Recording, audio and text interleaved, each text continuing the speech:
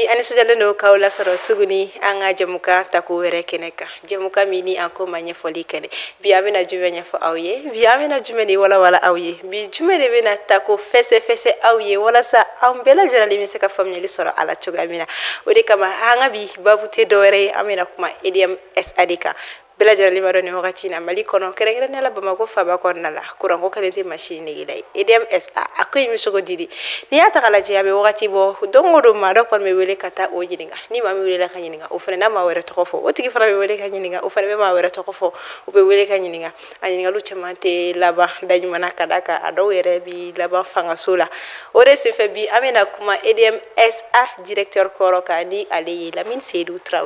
Seydou Traoré muneke ay munifo ayo sokolinto ana abiro famya 600 nyana ngofo ama yere nyininga Lamine Seydou Traoré ray joni Lamine Seydou Traoré koni ni ale takalaje diplôme ali bulu expertise comptable et financier konna ni ale koni ye ministère ke anga jamana konna la samba fla ani mugani saba wakati ula anga jamana franche fanga nyama koni ka fanga konna la ni oyi colonel Assimi Goïta tumamina Lamine Seydou Traoré bitaka ke anga jamana kuranko ministère ajara machama kumara kadaka wi ayira ka foko Lamine Seydou Traoré ay kalambaw de ke ay kalanjaw de ke doni chama be ala famnyali chama be ala ko ne ataraka bleni jorena anaseka aljinioro fin kosobe ngani bela jarle tepeni koni kofe o ma bali juin kalo cliff la samba fla ani mugani saba Lamine Seydou Traoré koni ka démission rendu femi ka do ka fo anga jamana nyema olu koni ma kuna fonya ere koni la sila femi ka do ka fo premier ministre koni ka cabinet fe ko Lamine Seydou Traoré ale koni démission rendu ka fo ko ale koni be baramina ale tina seka okay wa abanyini kabo alafana dinyimo ayre koni kele ko fe ka ya fadeli koni ke jamana din kirigina bla jaralin fe kadaka ale koni taraka bla baramina amaseka abo asira fe amaseka ke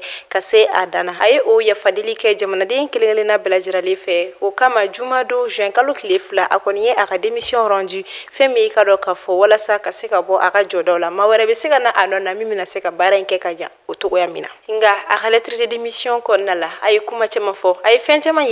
warsabla akumara fencha mafanaka ay ayira ka foko ale koni hiseko ke wala sa anga jamana koni biseka boni tugala tugumna kerenkerenela kurankola kay wili ka jo chamamba olu koni ke ay ayira ka foko ale koni wili ka jo bawo ke anga jamana min kola wa o kafe asin koni yela femi ka do ka fo ota itaka contrôle chamana wala sa ka seka dansiki koni ke femi ka do ka fo exploitation illégale min koni mike anga jamana konala o kafe koni senyela femi ka do ka fo orpaillage artisanal koni organisation filière konina wa o kofe fo kataka valorisation des contenus locaux ale koni sera au relancement au chamana fo katase pétrolière oni anyogona chama o korima wa o kofe akoko ale koni barake anga kuranko wala sabise ki seko ke ala tugo me alla sorola abara koni kun kelima no kon kosobe ay ayira ka foko ale koni tunyi fere chama sigi senka wala sa femi ka ro ka fo soro mun medo énergie du matini wi EDM SA kaseka olu koni assuré chogoya mina o ko fe ko akoni plan chama wera usigi sinka wo ko fe ayuli ka chama ke investissement structurant la ni odobe talike solaire fogata se éolien ani hydroélectricité olu koni ma wala sa se ga nyaga mili koni ke fe me karo ka fo énergie EDM SA aleni ni bolo fara wera olu ni nyogonche wala sa wese ka nyogonde betugo ya mina nga ola fe me karo ka fo ministre ko ro koni ayira aka lettre de démission koni konna la ko ale koni sigi munun keni jamana nyama koni wala sa yelema koni meseka do femi karo kafo lema beseka do tugumna ani femi baro beseka sigi senka kanya chuga mina société EDM SA koni konnala wala sa kaseka chamambo de kuma ba munun koni be kurankola ko oluma seka nafanye ay afo nazaraka nako mes différents entretiens et demandes d'arbitrage auprès de son excellence le président de la transition chef de l'État n'ont malheureusement pas suffi à faire aboutir à ma proposition de réorganisation de la société EDM et de déblocage des projets majeurs miniers énergétiques recalés auprès de la présidence, lesquels projets portent sur le renforcement du contrôle de l'État sur le secteur minier, la relance de la recherche pétrolière et gazière, la transformation du mix énergétique d'EDM SA se matérialisant par la substitution des énergies renouvelables au thermique fɛn min ka dɔn k'a fɔ a ye nin kuma ninnu ne kɔni fɔ a ka lettre de démission kɔnɔna la a ye a yira k'a fɔ ale kɔni ye lasigi minnu kɔni kɛ ni jamana ɲɛmaa ye walasa a bɛ laɲini minnu sigi sen ka yɛlɛma dɔɔni bɛ se ka don fɛn min ka dɔn k'a fɔ baaraw kɔnɔna la cogo min na ko olu ma se ka nafa kɔni ye a ye kuma ninnu de fɔ wa ale kɔni ye nin fɔ ni danaya ye ka da kan a kɔni kun da ma la k'a fɔ ko ni baara kɔni kun kɛla ni ninnu dɔw ye walasa ko ka se ka yɛlɛma la a kunna jaabi ɲuman sɔrɔ o kow la kuma ninnu ni y'o ta k'u lajɛ bakuruba la bamanankan na a ye a yira k'a fɔ ko ale kɔni ye fɛn min ka dɔn k'a fɔ ɲɔgɔn ye fɛn fɛn kɛ ni jamana ɲɛmaa ni o ye furancɛ fanga ɲɛmaa ye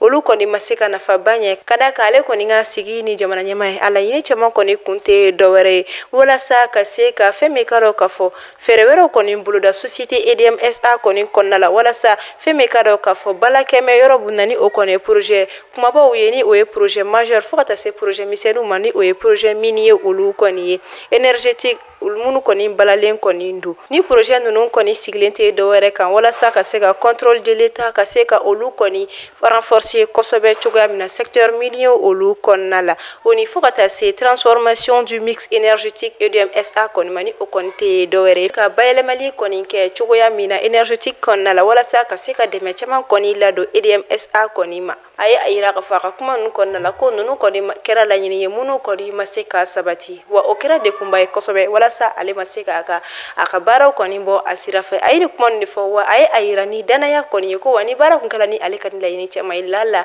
jaabi ɲuman dɔw kɔni o na sɔrɔ nka nin kɛra kabini juin kalo tile 2 san 2023 Lamine Seydou Traoré ale ka lettre de démission kɔnɔna la nka bi an bɛ n'a ye k'a fɔ ale welela fɛn min ka dɔn k'a fɔ cour suprême fɛ wa nin wagati in na ale kɔni welelen don fanga tigilamɔgɔw fɛ nka a kelen tɛ nin wagati in na maa caman de kɔni welela olu yɛrɛ sɔrɔ nin ko in kɔnɔna la fɔ wele sera ale fana ma wa a fana ye wele jaabi nin weleli nin sababu tɛ dɔwɛrɛ kabini kumaja an ka jamana ɲɛmaaw kɔni ye fɛɛrɛw ni baaraw sigi sen kan ka olu boloda walasa yuruku ani maa kɔni kɛmɛ ka faso kɔni ta dun ni an bɛ se k'a fɔ min ma ko faux et usage de faux o ni atteinte aux biens publics olu bɛɛ de kɔni na wele nin ko in kɔnɔna la o senfɛ ale yɛrɛ sɔrɔ o maa welelen olu la ka da kan nin ko in na a kelen ma kɛ maa welele a kelen ma kɛ maa ye minnu kɔni yɛrɛ sɔrɔ fanga tigilamɔgɔw kɔni bolo kɔnɔ o kɔnɔna la an bɛ se ka fɛn min ka dɔn k'a fɔ Umaru Baro Jara ale b'i yɛrɛ sɔrɔ o kɔnɔna la fo ka taa se maa caman wɛrɛ ma an bɛ min fɔ an b'a fɔ hali bi Ala ka yɛlɛn da nin ko in bɛɛ lajɛlen kan